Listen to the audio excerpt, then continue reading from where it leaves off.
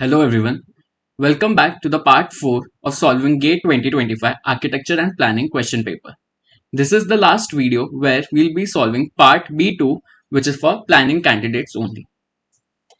So just like B1, part B2 has 7 questions that have weightage of 1 mark, which is a mix of MCQ and MSQ questions, and 9 questions that are of 2 marks, which is a mix of MCQ, MSQ and NET questions. Total, we have 16 questions, giving us a total weightage of 25 marks. Broadly, there are 3 major sections or 3 major subjects in part B2, just like part B1. B2.1, which is regional and settlement planning. B2.2, which is planning techniques and management, which has a lot of subjects on surveying, leveling, GIS, as well as economic planning and various roles and responsibilities of urban local bodies, rural development, as well as UIDPFI guidelines.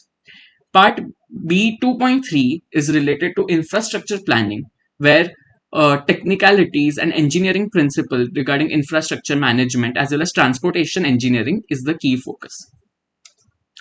Let's start with question number 66, which is the first question in part B2. It is for 1 mark and it's an MCQ question. Affordable housing in partnership, that is AHP, is one of the verticals of Pradhan Mantri Awas Yojana PMAY of Government of India. In AHP, the partnership was envisaged between dash. So this particular question is from section B 2.1, which is regional and settlement planning, and the chapter is all the government policies and government schemes that have been applied and applicable right from our independence. So just to give you a brief background, PMAY scheme, it was launched in 2015 under Niti Aayog. So 2015 was a remarkable year for all these schemes, where various schemes like PMAY, Amrit, Hriday, Smart City missions were developed. So frequently GATE has been asking questions regarding all these different schemes. And now since we have a separate planning section, they have started to delve in depths of all these schemes. So if you see, PMAY has 4 major verticals. Vertical 1, which is beneficiary-led construction, BLC. So it provides financial assistance to eligible families, particularly those belonging to EWS, which is economically weaker sections, to construct their own houses on their land. Second is affordable housing partnership, which is asked in the question, which focuses on constructing affordable houses in partnership with public and private agencies. The third part is affordable rental housing, which means providing affordable rental housing to the urban poor. And the fourth one is interest subsidy scheme. So if you see, all these 4 verticals have their different agendas, different missions, their different target audience, different policies under them, as well as different stakeholders. In AHP particularly, if we see, it is a centrally sponsored scheme to provide financial assistance to EWS houses. Again, EWS is very important. A question had been asked on EWS category, like what is the income range for EWS? So EWS, LIG, lower income group, MIG, middle income group, and HIG. These 4 categories are something you should definitely study and look into.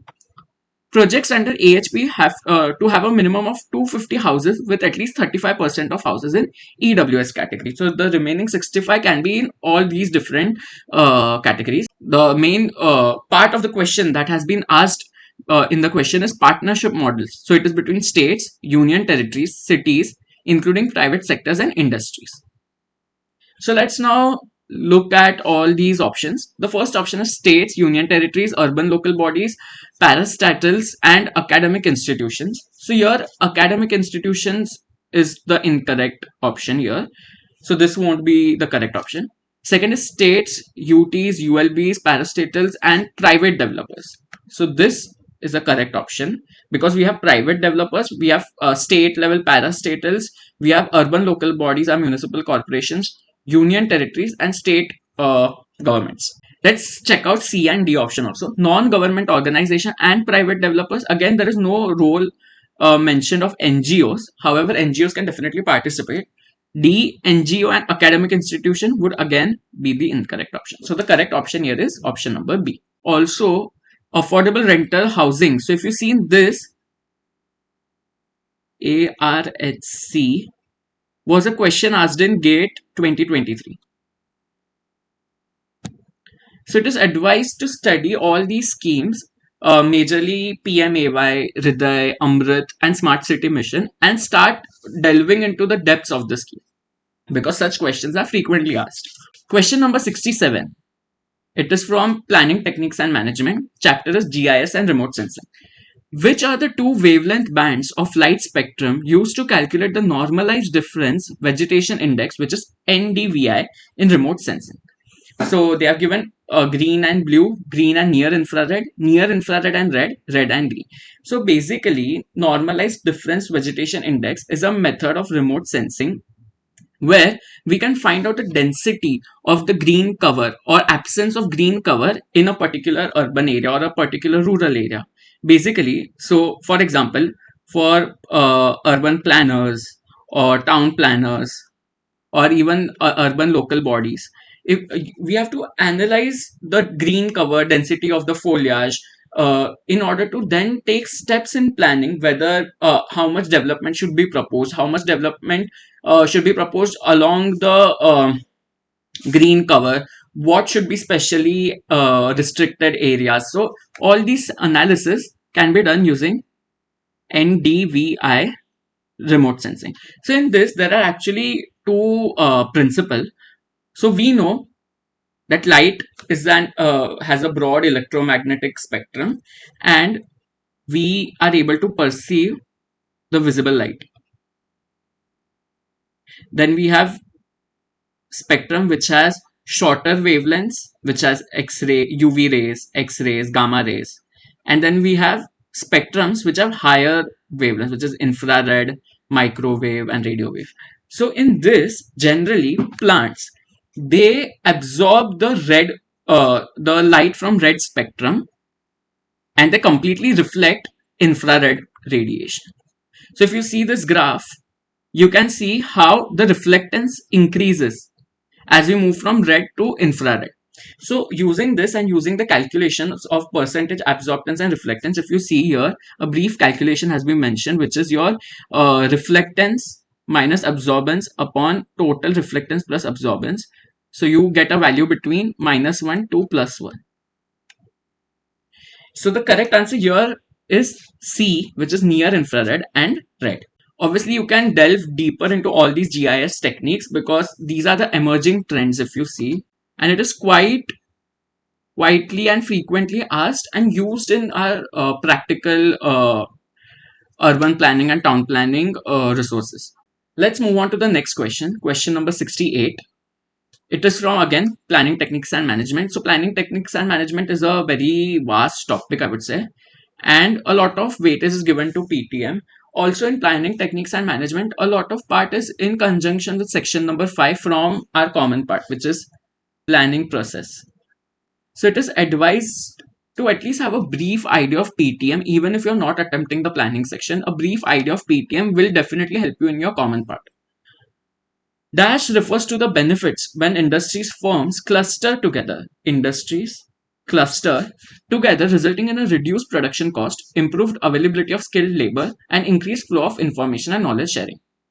Industrial ecology, agglomeration of economics, behavioral economics, industrial engineering. So the correct answer here is B, which is agglomeration of economies. So just from the word cluster, you can take a hint. Cluster as in grouping, and agglomeration is a word which is synonymously used for it, right? And the advantages of having an industrial agglomeration or agglomeration of economies is that you first of all have a lot of matching in terms of you have availability of skilled labors, you have resources at one place, transportation modes can be developed, can be improved.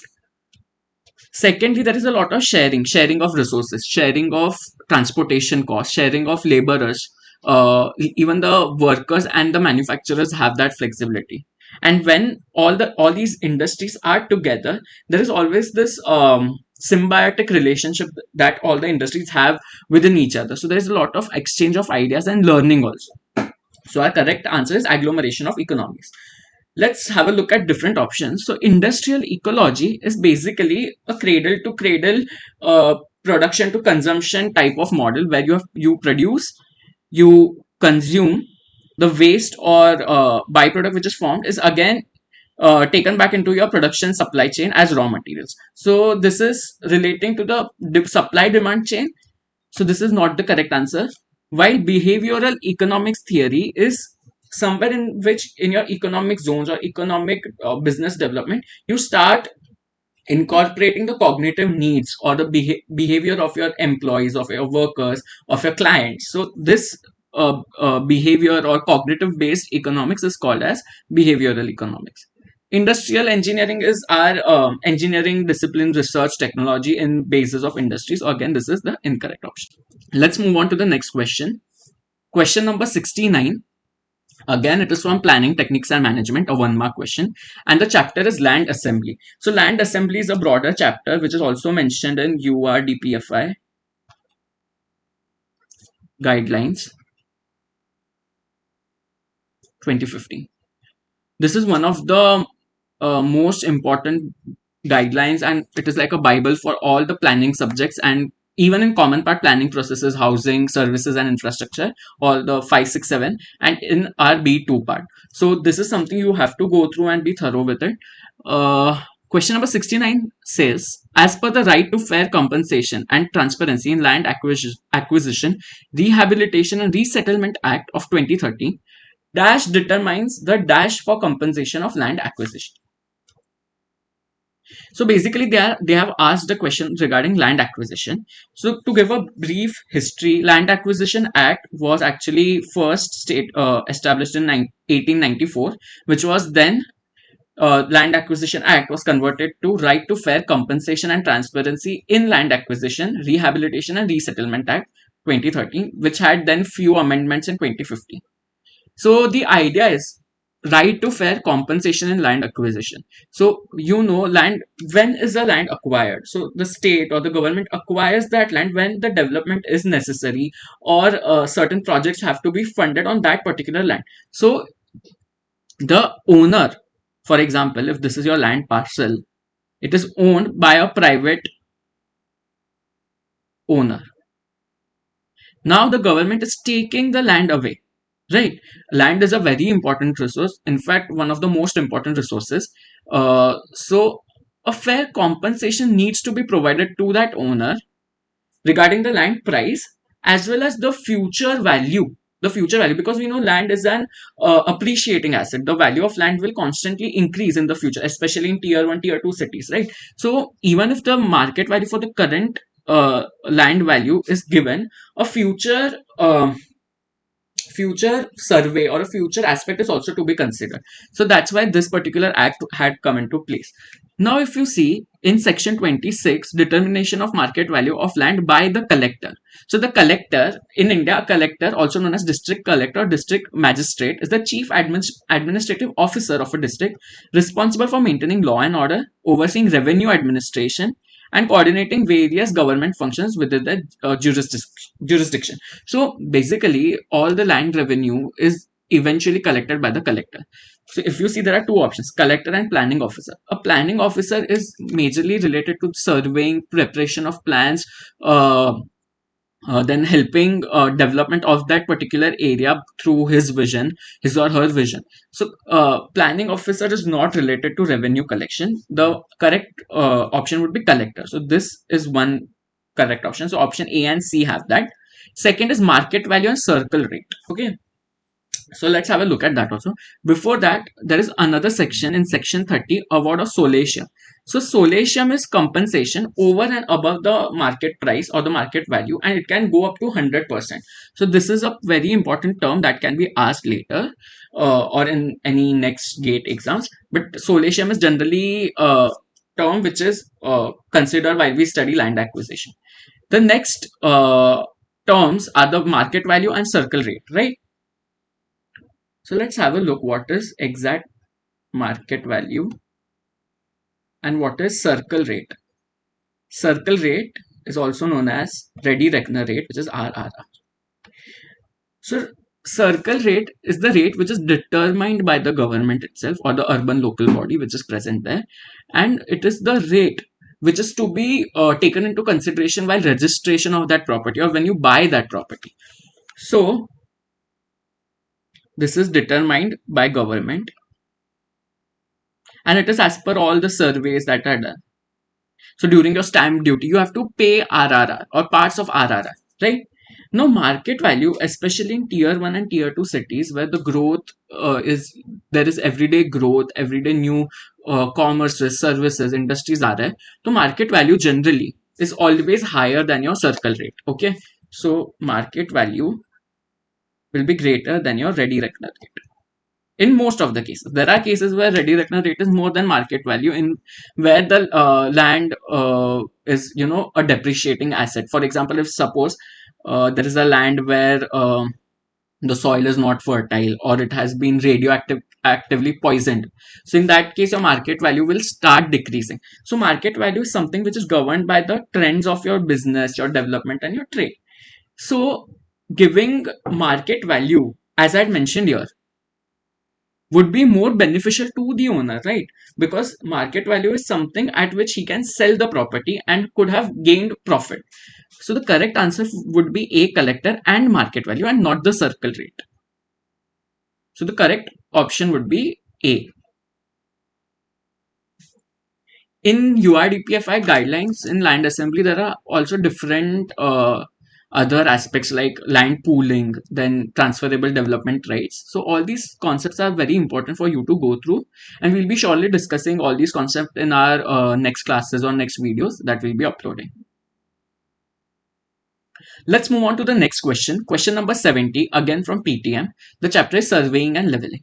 A total station is an equipment used for dash: measurement of rainfall intensity, noise level measurement, air quality measurement, determination of coordinates of unknown points relative to a known coordinate.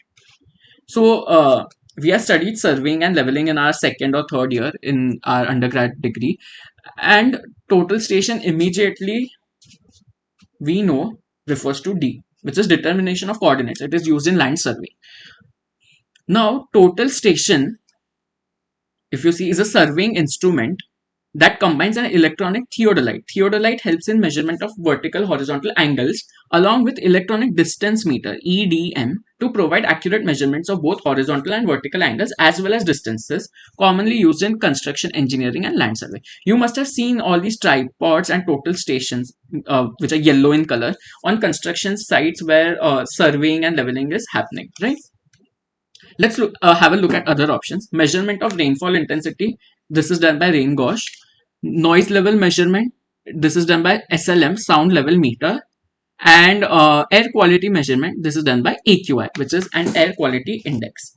So out of this, D is the correct option. But even in 1, 2, 3, what we have to keep in mind is all these measurements and their instruments have been previously asked in GATE 2023 also. There were much more complicated measurements and their uses, their instruments were asked. So we have to make a comprehensive list of all these quantities and their instruments and their measurement requirements. Again, coming to air quality is something which is a very present, which is a very alarming issue that is going on, especially during winters. You must have heard about AQI a lot, where it measures how good to poor or hazardous your air quality is. So even questions regarding what are the elements that we factor into while measuring AQI, then especially particulate matter 2.5 and particulate matter 10. So why are those important? What are the range of AQI? So, we have often heard, right, कि 0 to 50 hai, so it is a good breathable air. Then in Delhi we have seen AQI जो 400 से 500 तक जाता है, right? So all these values, all these ranges, I would highly recommend you to go through air quality index also. But this question was fairly easy for asking about total station, and D is the correct option. Question number 71 is from infrastructure planning and transportation engineering. So this is the first 1 mark question from 2.3. Select the correct statements regarding to traffic analysis zones, TAZs. Okay, so let's understand कि traffic analysis zone होता क्या है. So if you can see, traffic analysis zone, TAZ, also known as Transportation Analysis Zone, is a geographic area used in transportation planning models to simplify traffic analysis and model calculations by representing areas with similar traffic behaviors. तो अभी कैसा होगा? For example, this is your map. Okay, so for example, for this concentric city, you have your first ring road, you have your second ring road, and these are your ward boundaries or your city boundaries, administrative boundaries, right? So now you have to start assessing. Traffic analysis zones are created so that you can take into consideration the vehicle influx, uh, possible vehicle intersection, your toll plazas, and your vehicular movement, and where is the congestion happening, what is the level of service of those roads, right? So these are created zone wise as per the road hierarchy, as well as how is that particular population or how are those set of vehicles moving from one part of the zone to another part.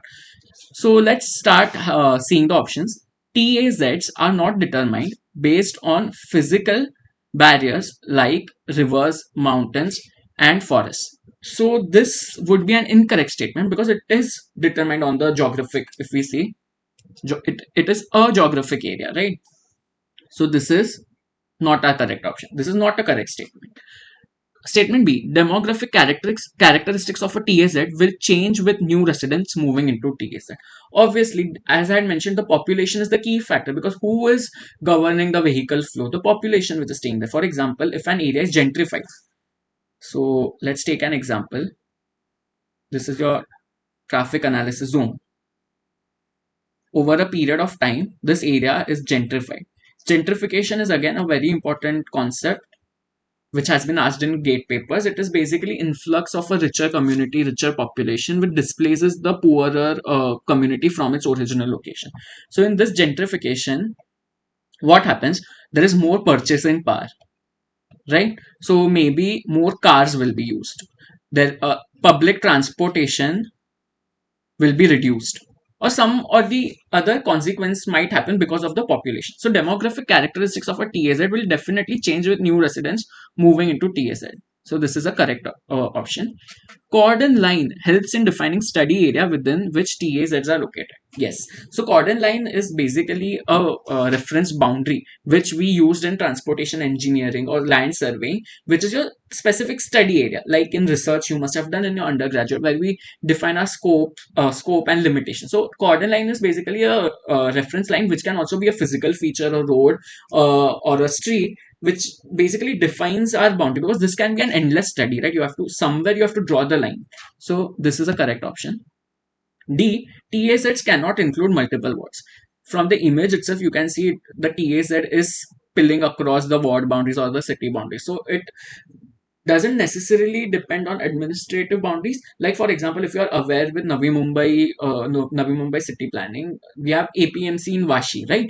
So the TAZ for that particular area for APMC will go into the neighboring nodes also, like Turbhe or Sanpada, along with Vashi, because all those roads are eventually affecting the traffic analysis in that APMC zone. So this is an incorrect statement. So the correct statement would be B and C for question number 71. Let's move on to question number 72, which is from B 2.1, regional and settlement planning. Chapter is classification of urban settlements. So this is a very interesting topic, I would say, urban settlements and their classification. And as per Census of India 2011, the question asks, choose the correct statement or statements. So this is a MSQ type question regarding the definition of a census town. So if you see classification of towns as per Census of India, there are two major broad categories. All places with a municipality, corporation, cantonment board or notified town area committee. Second is all other places which satisfied the following criteria. A minimum population of 5,000, at least 75% of the male main working population engaged in non-agricultural pursuits or non-agricultural activities. And third is density of population of at least 400% per square kilometer. तो अगर हम देखें, so the first definition actually is the definition of a statutory town, and the second definition is for census town. This is again given in our URDPFI guidelines in chapter 1 itself. So you can thoroughly study all the guidelines. You'll get a comprehensive idea about all these questions. Other than that, there are two more categories, which is urban agglomerization and outgrowth, which we'll be studying in the next few questions. There's a question based on urban agglomeration coming up. So we'll be studying that also there. But let's have a look at census town. पहला option क्या है, minimal population size is 5000. Yes, this is something which is mentioned in the as per census of India. Population density of at least 400% per square kilometer. Yes, this is also correct option. 55% of male working population are not engaged in agriculture. This is an incorrect option, because first of all it is 75. Male working population are not engaged in agriculture. So this is the mistake in the option. So this is not the correct option. Population density of at least 250, which is again wrong, which is 400. So this is not the correct option. So the correct option are A and B. So now from this particular question, question 73, we'll be going to 2-mark questions, which is a mix of MCQs, match the followings, MSQs, and NAT questions. So just to give you an idea, we'll be covering all these concepts in our upcoming classes, upcoming courses, upcoming YouTube videos, and upcoming freebies also. So you can join the WhatsApp channel or the Telegram channel as is given in the description link. Follow us on Instagram, LinkedIn, and YouTube to get more updates about GATE, various competitive exams, or in general if you are curious about architecture and planning. Let's move on to the 2-mark questions now. Match the following planning strategies in group 1 to the corresponding descriptions in group 2.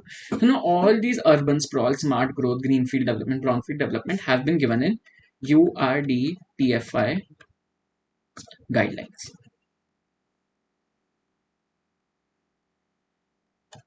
Okay. All of that has been given in URDPFI guidelines.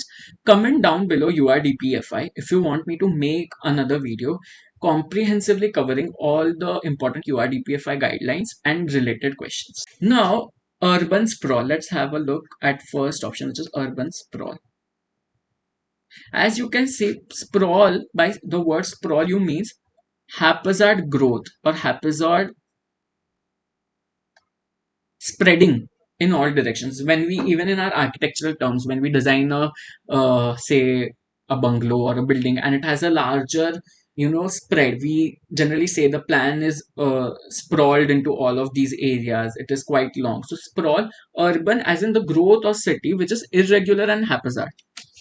So the correct option here would be, let's have a look, 4. Expansion of urban areas into rural areas typically characterized by low density development. So P relates to 4 as per our understanding.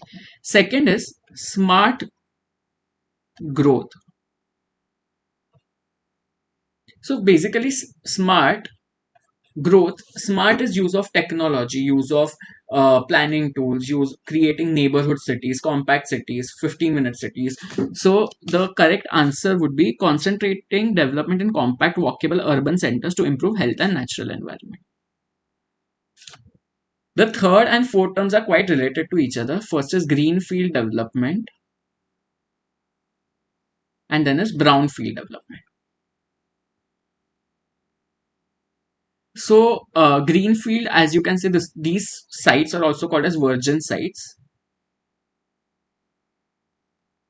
because they have been untouched. There has been no previous development on it. For example, there is a land with a lush green forest cover. There are some pastures there and it has never been developed. So when an intervention occurs on a greenfield site, you are completely, first it has to be, the development has to be in ecological sync with the ecosystem there, or else it will lead to environmental degradation. That's why greenfield development has to be very cautiously done, and there are definitely norms which restrict greenfield development.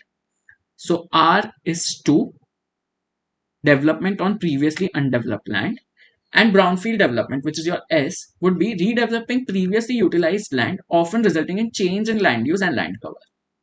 Brownfield site, for example, there was a small building, then it is demolished and it is redeveloped into, say, a hospital. So those sites which have been already developed and now are being redeveloped are called as brownfield sites. So this will go to option 1. So the correct statement would be P4, Q3, R2, and S1. So let's have a look. P4, no. P4, Q3, R2, S1, yes. So the correct option is C. All these terminologies are very important, very elementary, but very important. Let's go to the next question now. Match the following subcategories in urban land use with their corresponding broad land use categories as per URDPFI guidelines. Again, a question from URDPFI. 2-mark question. So land use basically has various categories. Even in our NBC manual, or if you generally observe a land use plan, there will be different colors, right? There will be yellow for residential, there will be purplish magenta color for industries, blue for say commercial, green for protected areas, green covers recreational. So all these various heads, like for example, I've just compiled this chart from URDPFI manual itself from chapter 9. So there are residential land use, there is commercial land use, industrial, public, semi-public, mixed use, recreational, transportation, communication, primary activities, protective and undeveloped zone, and special areas. So all these you have to broadly go through it, or you can take a plan, a development plan of any city like Mumbai, or you can take of Bhopal, you can take of Delhi NCR, Ahmedabad, and you can just try and understand, or a city that you are familiar with, probably your own city or town. You can study the development plan with respect to all these land use parameters, so you will get a better idea of what kind of facility falls in which land use. So if you see here, a sports complex, water body, poultry, and police station have been given. Even if we don't look at this, let's try and solve this. Police station, a sports complex would be recreational activity, right? It will be a recreational activity. So P can relate to 2. Again, P can be confused with fifth, which is public and semi-public activity. But we have been given S as police station. So if you see public, semi-public activities, we have police headquarters stations. But yes, it is a very easy confusion or confusing term that can happen. So you have to check. Then if a police station is given, definitely this would be public, semi-public. Water bodies, it can come under either special area or protective and developable use zone, right? Because that is a confusion. But special area doesn't really correlate. Water body would generally be protective and undevelopable because you can't develop. Special area mein thoda to bhi you can develop, but a water body is generally protected and preserved, right? So Q will be 1. Again, if you want to check water bodies, right? Poultry and dairy farming, very primary activity, your primary, secondary, tertiary activity. So it is a very primary activity. Primary activity mein you have agriculture, forest and horticulture, poultry, dairy farming, brick kiln and extractive areas, others. Okay. So the correct option for this would be, let's try P2, Q1, R4, S5. P2, Q1, R4, S5. Okay, A seems to be the correct option. Similar questions पहले भी gate paper में पूछे गए हैं. So this is a very important subject. I think in GATE 2017 itself, which was again conducted by IIT Roorkee, you had similar questions related to land use types. Okay. Question number 75. Match the following curves in group 1 with the corresponding uses in group 2. So now this is an interdisciplinary type of question taken from B 2.2 as well as 2.3, and it is quite technical to understand. So let's break it down option wise and try to understand what these curves mean. Okay. The first curve is P, which is mass curve. So mass curve is a graphical tool used to represent cumulative inflow and outflow of a resource, typically water, over a period of time. So it is generally used in hydrology practices, and it is useful in demanding or estimating your supply demand change. So see, if you see the curve, this is taken. This is your mass curve 1, right? Which is your cumulative demand, right? So it is showing the cumulative demand of a geographical area. Your mass curve 2 is actually over a period of time showing the variation in hydrological or water supply or requirements. So you find this area, which is your required capacity. of the reservoir. How? Because demand इतना है, अगर आपका supply ये point पे dip होता है ये year में, सपोज ये if we consider this to be in months, then से मई में ये रिजर्वायर का क्वांटिटी इतना डिप हो रहा है, तो जब मैं रिजर्वायर डिजाइन करूंगा I obviously consider the least value, right, कि मेरा मैक्सिमम कैपेसिटी आना चाहिए, कि अगर ड्राउट प्रोन सीजन भी चल रहा है, I have enough water supply for my domestic need, for my industrial need, for my electrification need, right? So this is what a mass curve represents. Now let's try and match it with the options. First is a graphical representation of income or wealth inequality, which is not the correct option. Graphical representative of cumulative inflow and outflow over time. This is a correct option. Yes, so mass curve is the correct option is 2. This can be inferred from B 2.3 infrastructure planning. Okay, where you consider dams and hydrological reserves. Second is Lorentz curve. Lorentz curve is a very important curve, and it has been asked previously in various GATE past year questions. But one of the most, I would say, interesting question was in GATE 22, where they had asked you to, I think, find Gini coefficient. So this has been asked in previous GATE exams. Even in GATE 23, there was a match the following for Lorentz curve.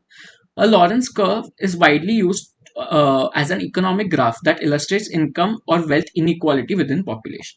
So this is from B 2.2, where we have economic planning theories. So let's have a look. Let's have a look at the Lorentz curve now. So in this diagram, you can see cumulative percentage of income and cumulative percentage of household is given. So a perfect 45-degree straight line with uniform slope is the line of equality. So as your income increases, the amount of tax or the amount of things that you're giving back also increases. So that is a very equitable growth, right? But Lorentz curve is actually showing or illustrating how the inequality occurs. So if you see, even in some cases, you can see the middle class is often paying uh, more taxes or more funds with respect to how much they earn. Right, so there is this income inequality. There is purchasing power parity also. So if you see, this is the curve which will show how much inequality is present, and the area under this straight line and this curve is termed as A, and the remaining area, if you see, if you draw a triangle, this would be B. So Gini coefficient is another important term associated with this. It is nothing but your A upon A plus B. It typically ranges between 0 to 1. So if you see, if this curve is shrinked, if for example this is the second curve, then this region has lesser income inequality. If it's a straight line, then area under A would be 0, right? So 0 upon anything is 0. So 0 Gini coefficient indicates income equality in that region or that city or that country. And 1, when would 1 be? When A plus B and A are equal. So if this entire curve goes like this, or entire area is bound by this inequality curve, there is high income inequality in the region. So Lorentz curve from this option would be corresponding to 1, a graphical representation of income or wealth inequality. Let's move on to the next curve, which is density curve. A density curve is a smooth idealized graph that represents distribution of continuous variable.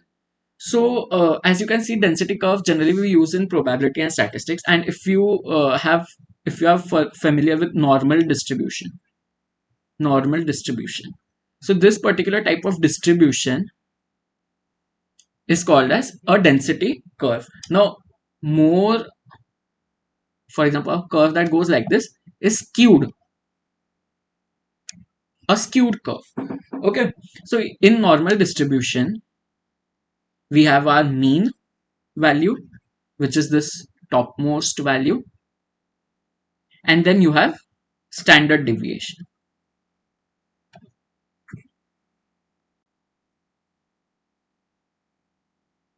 So related to the mean, so this particular portion of a normal distribution or a density curve, normal distribution is an example of a density curve, relates to the mean. Now, how tightly is the data packed around that mean is represented by standard deviation. So if you see this sigma is your standard deviation. So mu plus sigma, mu plus 2 sigma, mu plus 3 sigma, and how much sample is packed around it. So standard deviation you also see if you have observed gate results, you must have seen mean marks obtained by the candidates and what is the standard deviation. So these are the terms related to normal distribution, which is a type of density curve. So density curve would be an idealized representation of distribution in which the area under curve is defined to be 1. So R would be 5. From our first analogy, mass curve would be 2 and Lorentz curve would be 1. Horizontal curve. Horizontal curve is something which we use in transportation engineering, in which we see, for example, two 90-degree roads are there. Then we have to give a turning radius for the vehicle to maneuver smoothly through that particular tangents, right? If you continue this and if you continue this, these are two other tangents. So this curve in plan is said to be your horizontal curve. So horizontal curve would be 4 itself, provides a transition between tangent strips of a roadway, allowing a vehicle to negotiate a turn. So the correct sequence for this particular MCQ would be P2, Q1, R5, and S4. P2, Q1, R5, S4. So let's check the options. Yes, so option D is the correct answer. Even they can ask something like valley and summit curves, which are used in transportation only, and various other graphs and charts can be asked. So all these graphs and charts regarding statistics are covered across various topics in B 2.2 and 2.3. Question number 76 is from regional and settlement planning, and the chapter is migration. So various types of migrations have been given in PQRS, and we have to match the correct meaning for that particular migration. So let's have I have classified broad categories of migration, and we can study according to that. So based on nature of movement, it can be internal migration or international migration. मतलब India के अंदर ही मैं migrate कर रहा हूँ from different states or from different cities, और it can be India से मैं जा रहा हूँ यूएस में या ऑस्ट्रेलिया में. So this is first type of migration. Second is based on the cause. So it can be voluntary और इनवॉलेंट्री. वॉलेंट्री मतलब क्या, under my consent, according to my consent, I have decided that for example, a job opportunity is there. So I have moved from Pune to Mumbai, or I have moved from Mumbai to Delhi. So that is voluntary migration. Involuntary migration is forced migration. So when can this happen? During say war or famine or earthquake, people are displaced from one location to another. So involuntary is a forced migration. Okay. Third is based on duration. So it can be permanent or it can be temporary. For example, permanent would be a permanent relocation. Temporary can be students or workers who have gone to do a temporary job or to study for 2-3 years there. So this is based on duration. And fourth is specific types of migration pattern. So chain migration, when migrants from a particular place follow others from that place to a specific destination. So basically, if you see what is a chain, it is a set of related elements, right? So for example, if a family has gone to another country, now dhire dhire they are calling all their family members to settle with them, but it is happening in a like a chain reaction. So this is chain migration.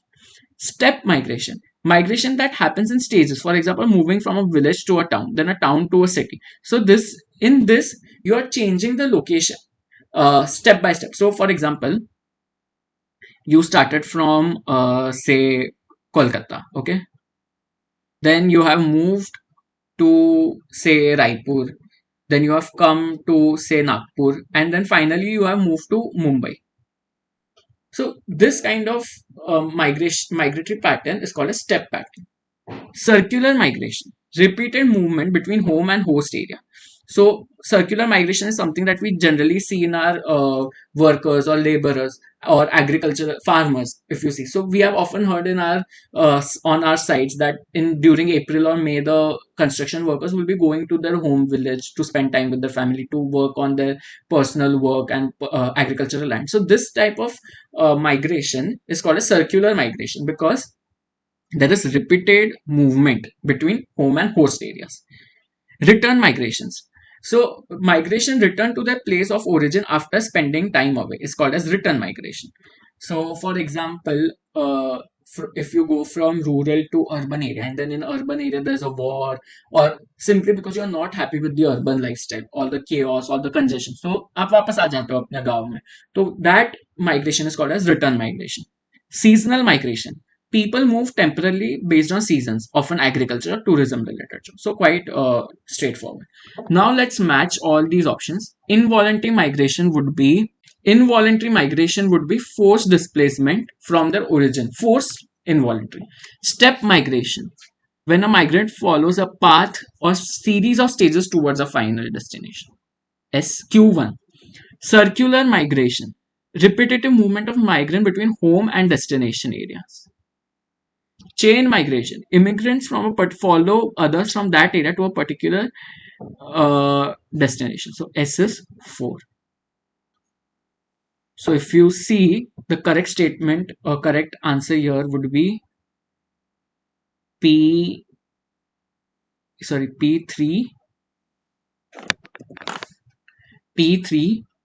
Q1, R2 and S4. P3, yes. P2, so it's not correct. P3, okay. Q1, okay. R2, R5 and S4, S4. Okay, so this is like a trick question where R ka understanding, circular migration is studied. So R is definitely repetitive movement. So option B is correct. Question number 77. It is a MSQ type question from PTM, Economic Planning.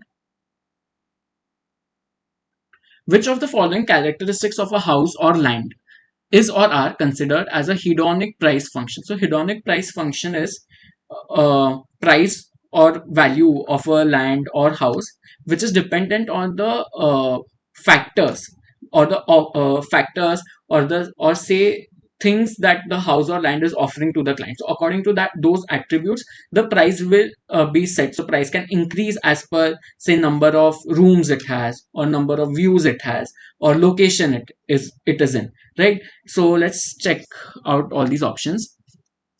Quality of view from the house, yes, that is definitely a factor that we consider because uh, especially in cities like Mumbai, where you're high, as you go high and high, the views are magnificent, the views are beautiful. Or a complex which is situated to a forest or hill slope, so you have that those greenery views. So quality of view is definitely a correct answer.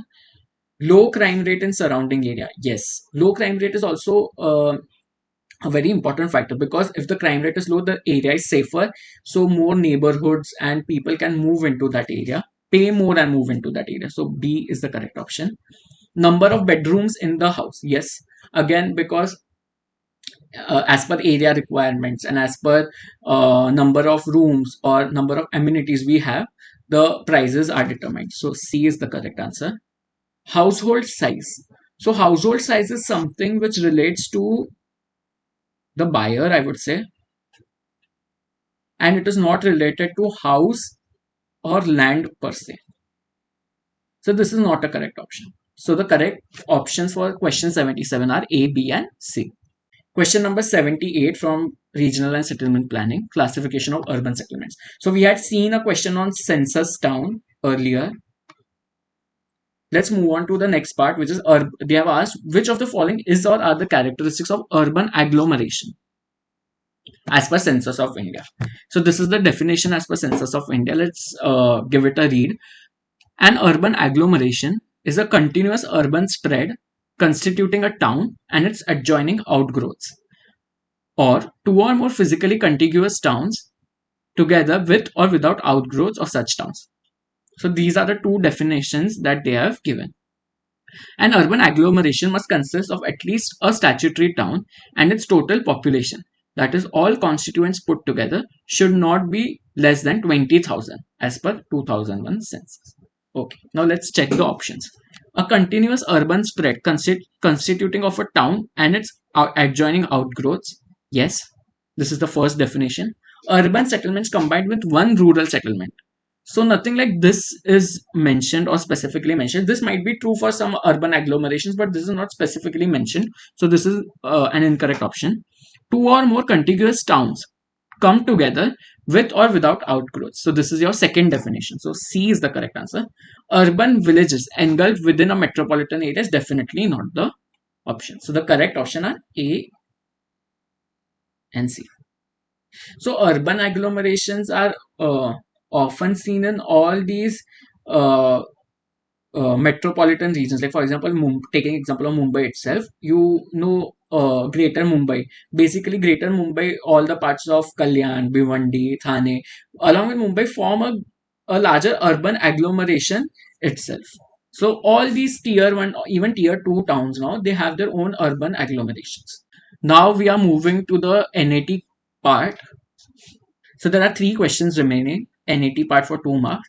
So compared to architectural section that we had, NAT in planning sections are lesser because we had around 5 NAT there. Here we have 3 NATs. So let's start attempting this particular question. This is from infrastructure planning and transportation engineering. All the NATs subsequently here in this particular year are from B 2.3 itself. So you can quite say that B 2.3 is very important for numerical and NAT concepts. Spot speeds in kilometer per hour of 8 vehicles in a traffic stream are 42, 52, 56, x 53, 62, 65 and 48. X is the spot speed of the fourth vehicle. The time mean speed of the traffic stream is 56.25. After determining the value of x, the calculated space mean speed of the traffic stream is dash. Two main concepts to cover here. One is time mean speed and space mean speed. Questions have been asked on this in, like, I think as early as in 1990s also they had quite often asked the questions like this. But recently in GATE 2022, we had a similar a question for time mean speed. So the concept is, for example, you have a lane. This is your road, and number of vehicles are passing through your road, right? So time mean speed is the property of a vehicle at that particular point itself. Property at particular point. Space mean speed. Space mean speed is governing how long or over what this how much time is taken to cover that particular distance. So an element of space, element of distance comes into play. So how long to cover a distance.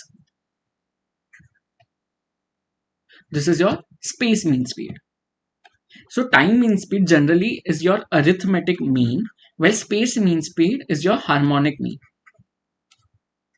And the general relationship is that your space mean speed is always less than or equal to your time mean speed.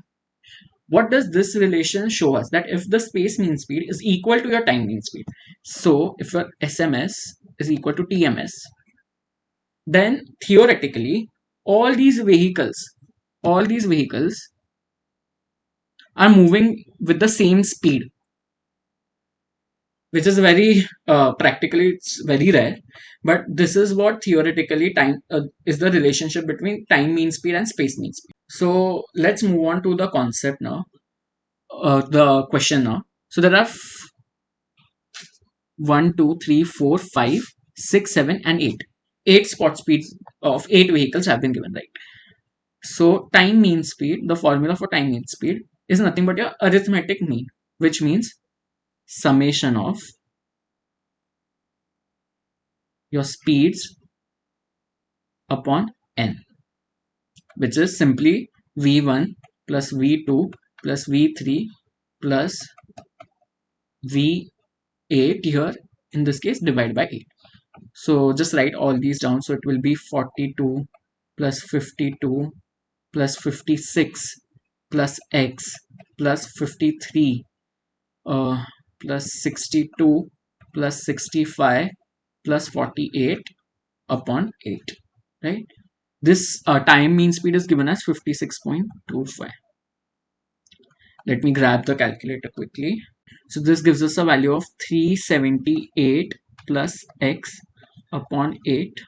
So if you take here, you get x around 72 kilometer per hour.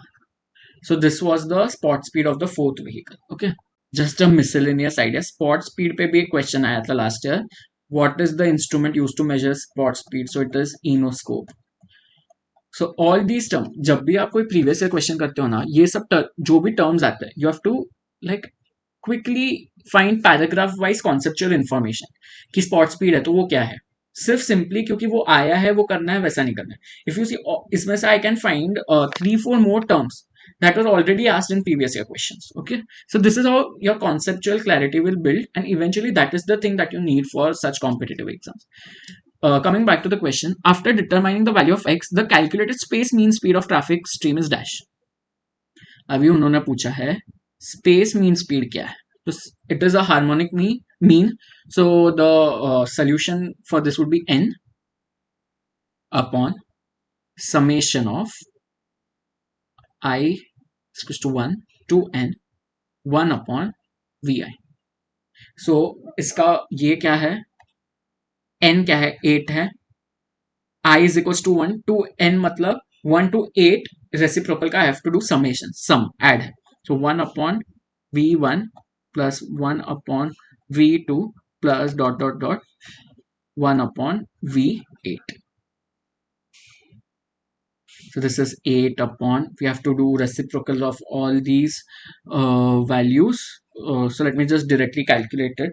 So you will start getting values like 0.0024 plus all these values in zeros. So you have to carefully do all these calculations. Final calculation would be 8 upon 0.146, which will give you 54.79 kilometer per hour. This is something that is the answer that you've gotten, rounded off to 2 decimal places. So 54.79 would be our answer. Let's check the answer key quickly. Okay, so the answer key given is 52 to 57.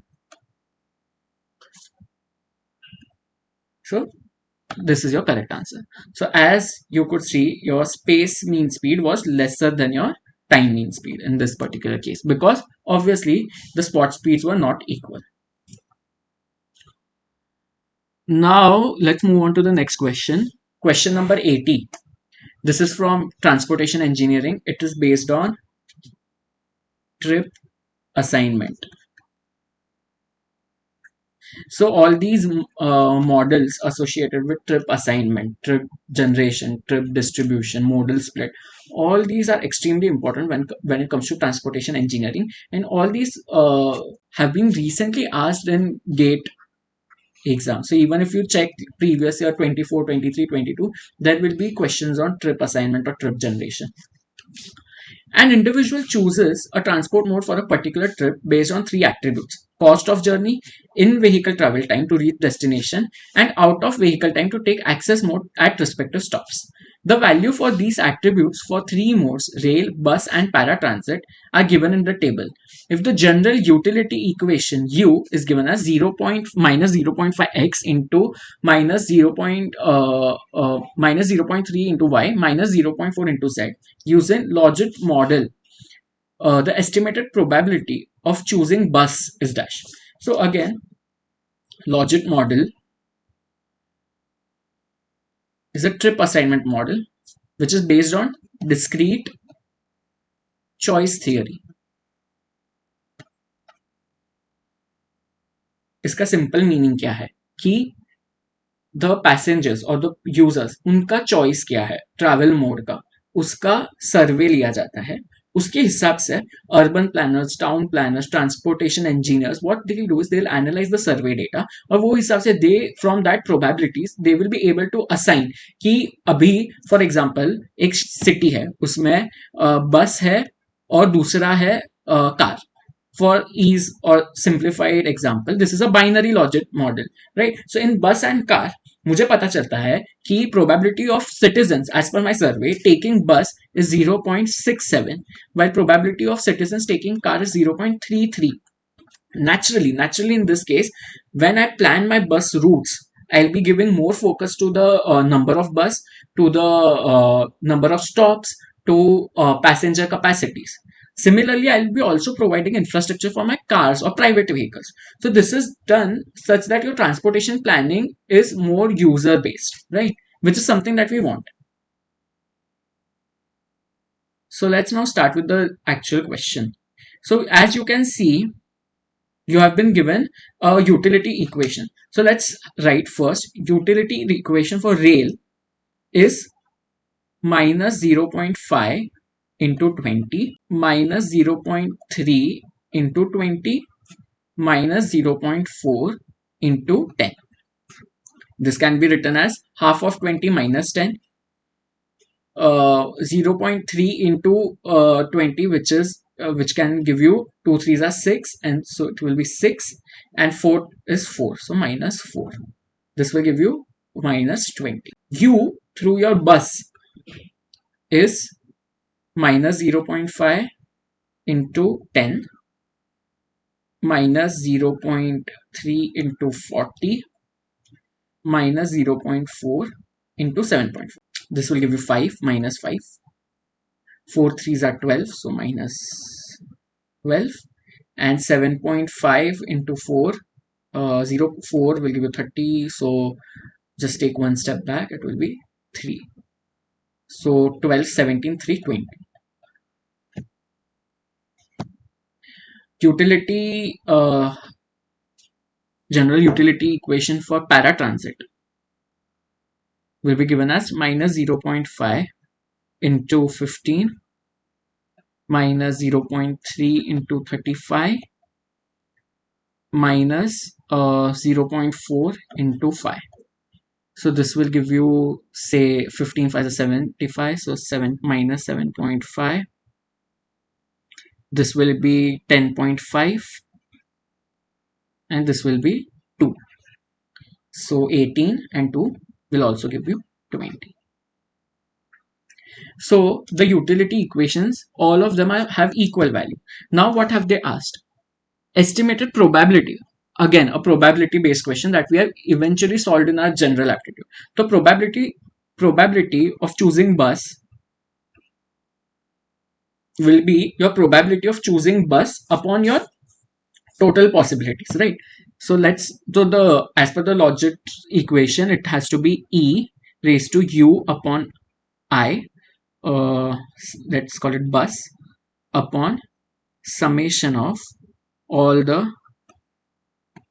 So the actual formula that we have to use is your E utility bus upon E utility bus plus E raised to utility rail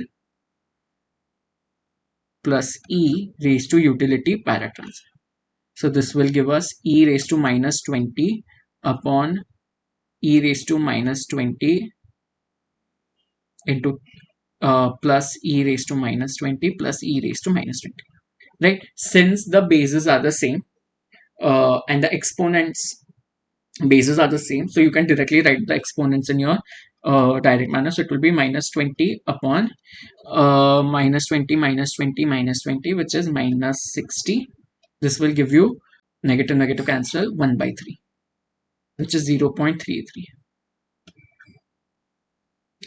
Rounded off to 2 decimal places. So 0.33 would be our probability for choosing bus. So it is equal probabilities. So probability for choosing rail is also the same. Probability for choosing paratransit is also the same.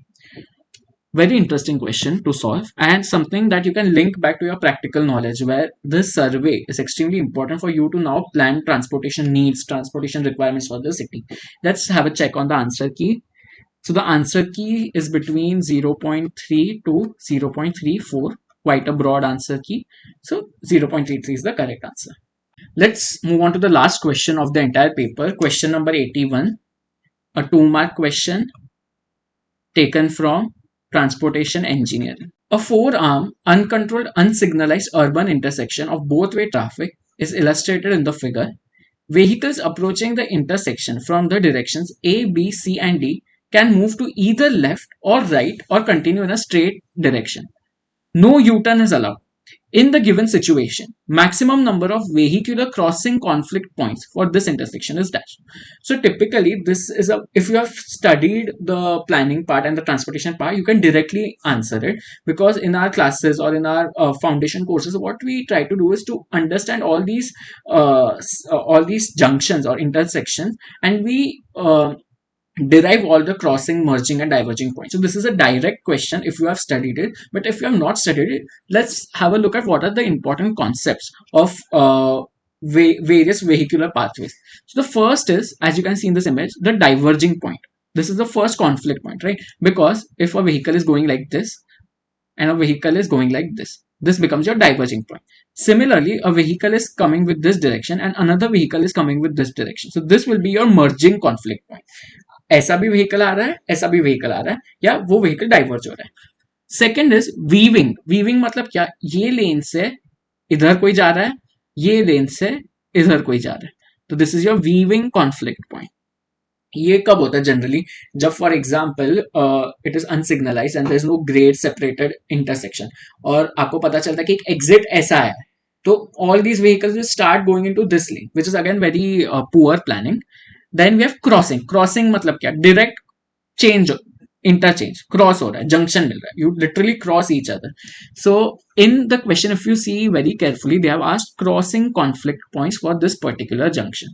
So just for our information, we'll start with a simple three-legged intersection, which is a very simple intersection or the most primitive type of intersection. Again, it is a two-way intersection. If you see, this stream goes like this stream goes like this, and this stream goes like this. So if you see in this diagram, these black ones are the diverging conflict points, while the half black half white ones are the merging, and completely white ones are the crossing. So if you see a vehicle coming from this stream,